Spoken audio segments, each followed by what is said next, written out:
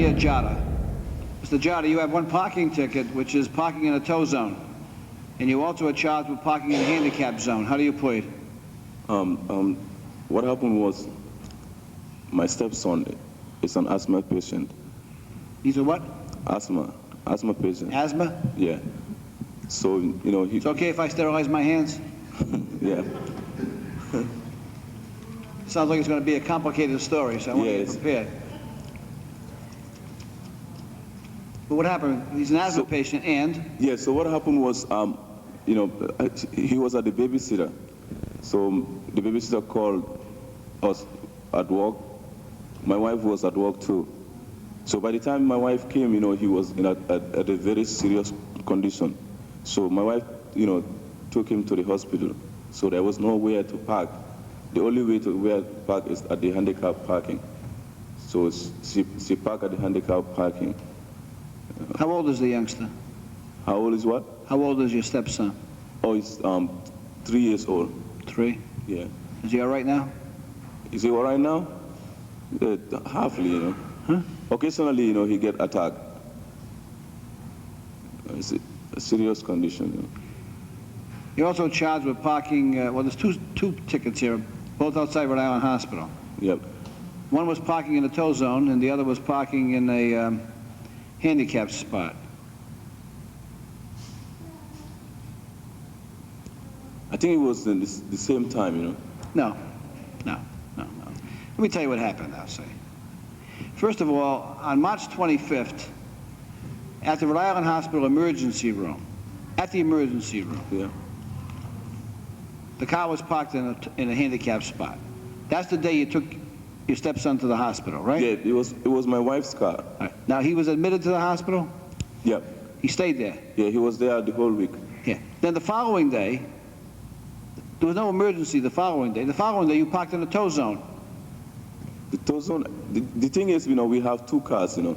Yeah, That's my wife's car. This was the same car. They're both VF 960. Yeah, the Explorer. They're both the same car. Yeah. Same car.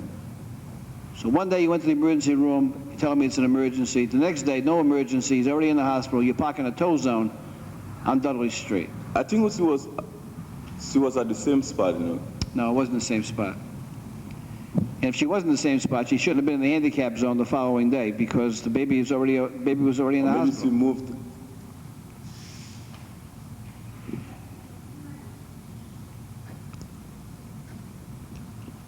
I will accept the fact that it was an emergency when he was taken to the emergency room. I'll accept that. That matter is dismissed. The following day, parking in the tow zone, $50. Okay. Brian Robo, we finally found you. You are charged with not having your headlights on 1 hour before sunset. 1/2 hour before sunset. It was dark. Actually, it was midnight, and you were driving with no, according to the report, on Elmwood Avenue with no headlights on. How do you plead? Guilty, but I have an explanation. What is the explanation? Well, the same officer that stopped me before. Back then, well, I still have New York plates because Get close to the mic, please. I still have New York plates because I'm just going to school here. Where do you go to school? New England Tech. New England Tech? Yes. Mm-hmm. So you're driving on Broad Street at midnight with New York plates. Now what happens? He had stopped me before that, and when you pass Broad Street to go to Indiana, he had stopped me there. I was with a couple of my friends, and he told me, next time I see you, I'm going to give a $77 ticket. I didn't know that was going to come back to me. Well, the question is what we call a threshold question. The question is, did you or did you not have your headlights on? I had them off. They were off. $77. Could I get time to pay it? We'll give you all the time you need. All right. Miguel Polanco, you are charged with loud music from a dwelling located at 54 Cypress Street. How do you plead? Not guilty. According to the police report, you were given 2 warnings. And this summons finally was issued at 1:45 in the morning. So how do you want to come back and have a trial? Yes, I was only given one warning. They came, they took me downstairs, they explained it to me. I told them I was responsible and I was going to take care of the situation. And the second time they came, there was no music. I was inside putting my daughter to sleep with my son. There were just people out on the porch of my house. What is that you got with you? That's my keychain. Oh, keychain. Yeah. Let me see, hold that up like that. It's a hell of a keychain, isn't it? Looks like brass knuckles. Remember the old brass knuckles they used to have in the movies? Let me see that. Let me get that side. Let me see that.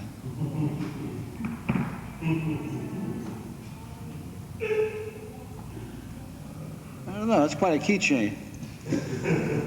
What do you think, Sergeant? I could use that up here.